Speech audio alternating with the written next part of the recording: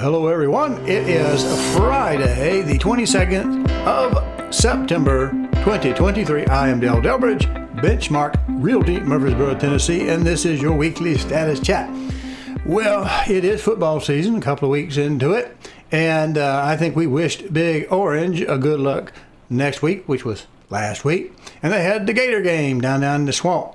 And I was actually unaware of the record of Big Orange in the swamp, but I do like Napier. He seems like a class act. He's a young guy, an ex-Saban assistant, and I like to see young folks doing well, including Gators, even though they are not Alabama or Tennessee. They are in the SEC, and they are our brethrens by default, so we're going to wish Billy Napier and all of the Gators a good time this year. South Carolina had a pretty good game going on, and you got to show up for all of the games. At the end, it does matter the most, but you got to play all the game. And Alabama, I just don't know. Alabama seems to be all over the place, but that's an Alabama thing.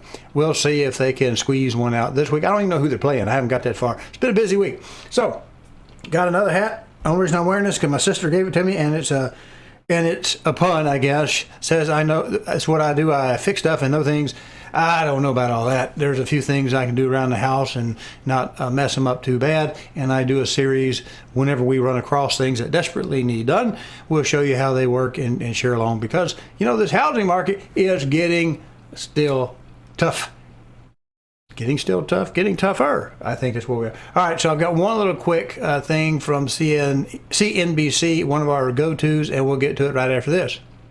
If you like this content, please go to CallDelToSell.com, find the tab that says on YouTube, click it, and it'll open up a page of QR codes. There you can use a smartphone to scan and get to the YouTube page, or you can just mouse over and click it on a PC.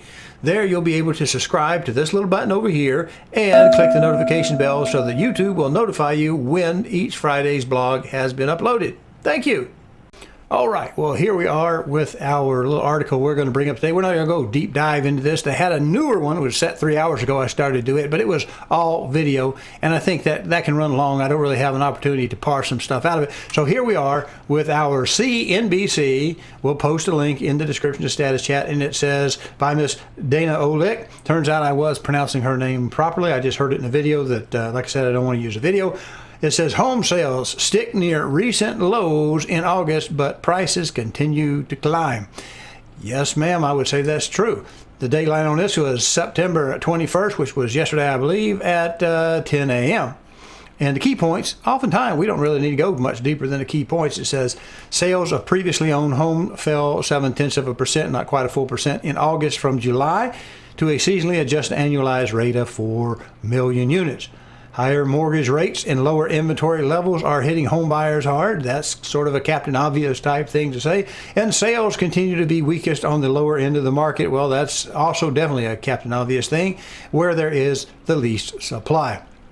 Well, I tell you, one of the things that we get into when we look at what our market is doing is realizing that the time on market is lengthening out a little bit. And when it does that, we're starting to see some last month's or maybe even the month before that sales finally get booked in and they count. So we're slowing down a little bit. Obviously, our inventory is shrinking to some degree on a nationwide area because people can't afford to find the next place to go, so they're not leaving the place they're at, and it becomes sort of a supply and demand issue where, if you remember, the least of something you have makes that what is there cost more money. Think toilet paper during COVID. People were paying ridiculous money for loo roll. Why? Because they think they couldn't get some. Now, despite the fact that we're having over 7%, yesterday was 7.33 on the Mortgage News daily average. I haven't checked it today. We're producing this a little bit early. We should have our results actually before I can get this posted. But that higher rates are slowing people down, and we did have a little bit of a speed up, I would expect, right before the Fed's announcement, because we expected him to do what? We expected him to raise the rate, and they didn't. So we have 2 months in a row that he hasn't raised the rate, even though the CPI, the PCE, and the PPI are all raised from the last time we took them. They're actually going up. He didn't raise the rates last month. He didn't raise the rate this month, and it looks like we're not learning anything from our sacrifice. We're not getting anything for this because we're raising rates on everything, and yet the economy isn't slowing down quite as much. I did see a story. I don't have it for you here. That's my negligence because I wasn't going to toss it in there, that we have now crossed a threshold, a new record threshold in the credit card debts that the nation has. And we also hit another thing. We're beginning to see the subprime car rates, the ones that are like 2%, 2.9%, real low. They are not doing well in their rates. So we keep an eye on the car market. That's, I would say, is a leading economic indicator compared to houses, because what? If you got a chance of not making your mortgage and not making your car payment, guess which one of those things most people will give up sooner? I think they'll give up their car before they'll give up their home.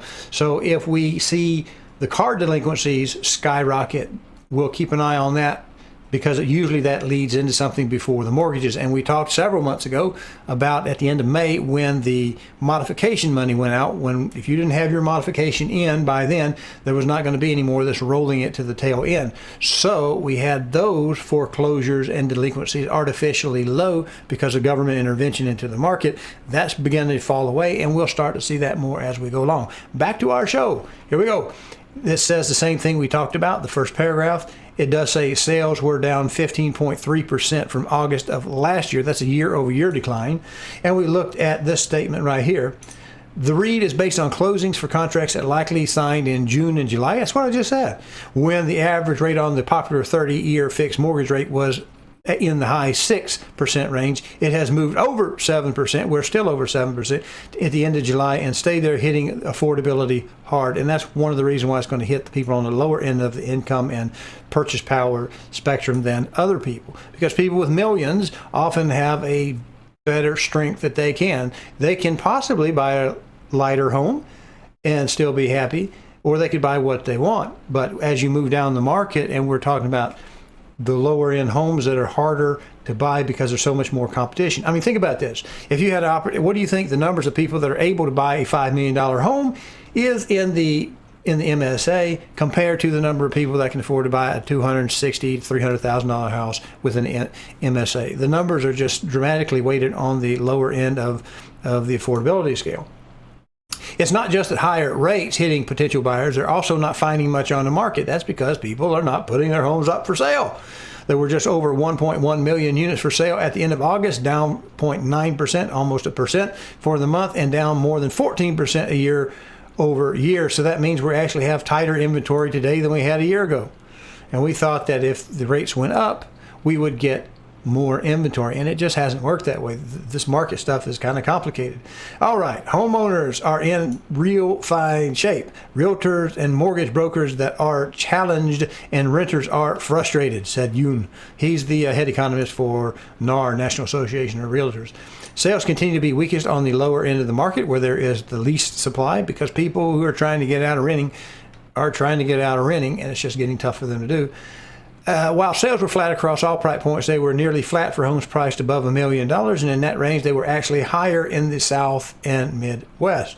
Already, home buying costs are falling. Rents have tipped. Monthly rent versus buy trade-off in favor of renting. I don't know what market she's talking about there.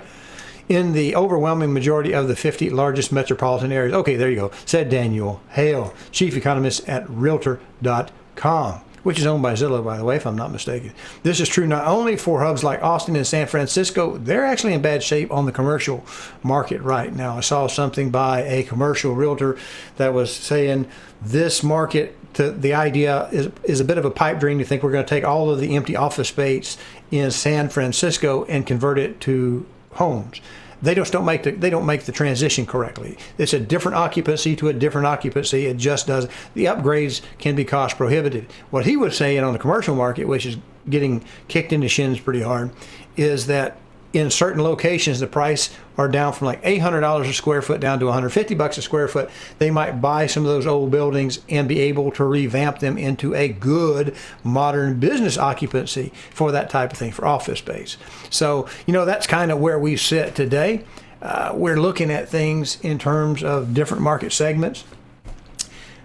All of the indicators are up. We know the oil is up, and that's going to kick us pretty hard when that fits into everything that we build, buy, trade, and sell, because it takes energy to get it where it's going and keep it where it's at. Heat's coming on, winter's coming on, energy's going up. I expect inflation to go. Why we just skipped to more interest increases from a macroeconomic, I'm not wishing it from the home buying standpoint, but from a macroeconomic situation, I'm not sure that we ever have had the rates high enough, fast enough to shock the market to get it where we want it to be. So it feels like we're suffering a lot of pain and not getting much gain out of it. So let's go ahead and kick it over to our numbers. Hello, I'm Delbridge of Benchmark Realty, Murfreesboro, Tennessee. If you are currently unrepresented and would like to know how to compare up to 3 properties side by side and room by room, then go over to my new YouTube channel, CallDelToSell. That's 1 L and Del, no spaces. Watch the demo on Real Scout, and then call me and we'll set up your exclusive ad-free account today. All right, let's get these numbers done. I think I probably ran my mouth a little bit long in the middle segment, so let's get this over with. Last week, 9/15. We had 19,228 in the opportunities. That was up over the previous period. We had 3876 in the under contract still showing. That also was up, but we remained stable at 20%, the energy ratio between those two numbers. This week, 9/22/23, we had 19,443. That's increasing a little bit over the previous week, and we've had several increases in a row. We're actually getting a few more things on the inventory than some of the other markets, but we also have an increase in the numbers that are hanging around, still advertising, still taking backups. The under contracts still showing was 3882, and that was just up just a few less than 10 from where it was last week, and the ratio was down to 20%, but it was on the lower end of 20%. We rounded up to get that 20. So it's not going to be too many more times. If we keep this trend, that will drop down to 19%. So there we have our numbers for this week. I think we're looking good. I think now really is a time to sell and buy your next home, simply because if the rates continue to go up, I think it's going to get tighter. And if it's tighter on you buying a home, it's going to be tighter on the next person who wants to buy the home you have, that you want someone to buy from you, so that you can make your next step in life, your next location. We appreciate you watching and your patience of the people that do watch this. I wish you would tell your friends and get more people to sign up, because that helps the algorithms of these videos show up, and we really do appreciate you.